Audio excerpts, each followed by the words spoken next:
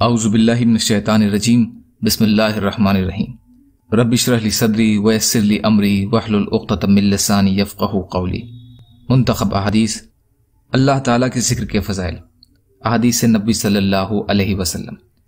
حضرت ابو درداء رضی اللہ تعالیٰ عنہ روایت کرتے ہیں کہ نبی کریم صلی اللہ علیہ وسلم نے ارشاد فرمایا، کیا میں تم کو ایسا عمل نہ بتاؤں جو تمہارے اعمال میں سب سے بہتر ہو، تمہارے مالک کے نزدیک سب سے زیادہ پاکیزہ، تمہارے درجوں کو بہت زیادہ بلند کرنے والا، سونے چاندی کو اللہ تعالیٰ کے راستے میں خرچ کرنے سے بھی بہتر، اور جہاد میں تم دشمنوں کو قتل کرو وہ تم کو قتل کریں اور اس سے بھی بڑا ہوا ہو۔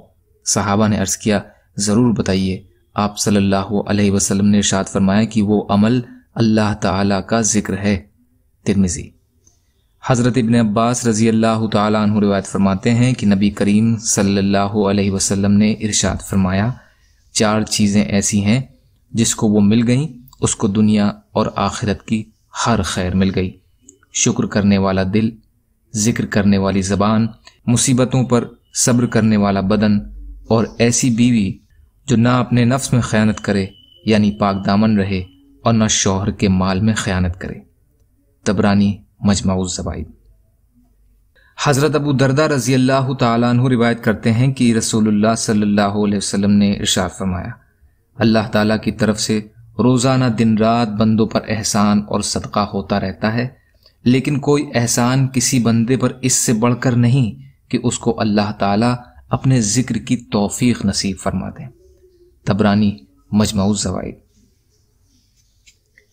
حضرت حنظلہ اسیدی رضی اللہ تعالیٰ عنہ روایت کرتے ہیں کہ رسول کریم صلی اللہ علیہ وسلم نے ارشاد فرمایا، قسم ہے اس ذات کی جس کے قبضے میں میری جان ہے، اگر تمہارا حال ویسا رہے جیسا میرے پاس ہوتا ہے اور تم ہر وقت اللہ تعالیٰ کے ذکر میں مشغول رہو تو فرشتے تمہارے بستروں پر اور تمہارے راستوں میں تم سے مصافحہ کریں گے۔ لیکن حنظلہ، بات یہ ہے کہ یہ کیفیت کبھی کبھی ہوتی ہے۔ آپ صلی اللہ علیہ وسلم نے یہ بات 3 مرتبہ ارشاد فرمائی، یعنی انسان کی ایک ہی کیفیت ہر وقت نہیں رہتی بلکہ حالات کے اعتبار سے بدلتی رہتی ہے۔ مسلم شریف۔ حضرت معاذ بن جبل رضی اللہ تعالیٰ عنہ روایت کرتے ہیں کہ رسول کریم صلی اللہ علیہ وسلم نے ارشاد فرمایا، جنت والوں کو جنت میں جانے کے بعد دنیا کی کسی چیز کا افسوس نہیں ہوگا سوائے اس گھڑی کے جو دنیا میں اللہ کے ذکر کے بغیر گزری ہوگی۔ طبرانی، بہقی، جامع صغیر۔ حضرت سہل بن حنیف رضی اللہ عنہ روایت کرتے ہیں کہ نبی کریم صلی اللہ علیہ وسلم نے ارشاد فرمایا، مجلسوں کا حق ادا کیا کرو، اس میں سے ایک یہ ہے کہ اللہ تعالیٰ کا ذکر ان میں کثرت سے کرو۔ طبرانی مجمع الزوائد۔ حضرت عقبہ بن عامر رضی اللہ تعالیٰ عنہ روایت کرتے ہیں کہ رسول اللہ صلی اللہ علیہ وسلم نے ارشاد فرمایا، جو سوار اپنے سفر میں دنیاوی باتوں سے دل ہٹا کر اللہ تعالیٰ کی طرف دھیان رکھتا ہے تو فرشتہ اس کے ساتھ رہتا ہے، اور جو شخص بےہودہ اشعار یا کسی اور بیکار کام میں لگا رہتا ہے تو شیطان اس کے ساتھ رہتا ہے۔ طبرانی مجمع الزوائد۔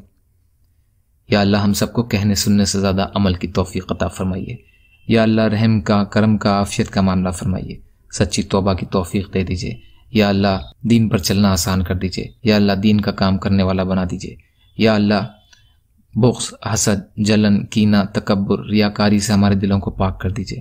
یا اللہ جو بیمار ہیں انہیں صحت دیجیے، جو قرض میں ہیں ان کے قرضوں کا ادا کرا دیجیے۔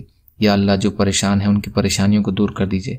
آپ جیسا بہتر سمجھیے ویسے ہماری حفاظت فرمائیے۔ اللہم انا نجعلک فی نحورہم ونعوذ بک من شرورہم برحمتک یا ارحم الراحمین۔ لا الہ الا اللہ محمد رسول اللہ۔ السلام علیکم۔